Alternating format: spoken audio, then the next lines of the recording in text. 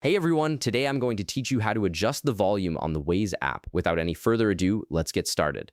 First, look at the upper left corner of your screen where you'll see three horizontal lines, often called the menu icon. Go ahead and tap on it to open the main navigation menu. This will give you access to all of Waze's settings and features. Once the menu opens, you'll see several options listed. Look for the one labeled Settings and tap on it.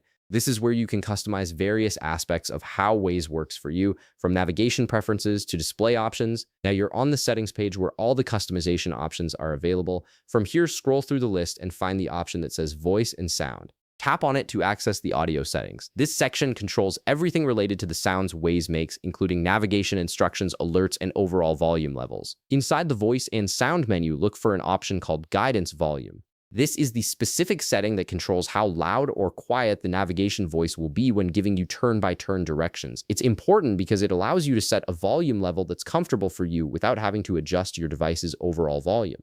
Right beside guidance volume, you'll notice a slider. This is your main control for adjusting the voice level. The slider works simply by dragging it left or right to find your preferred volume.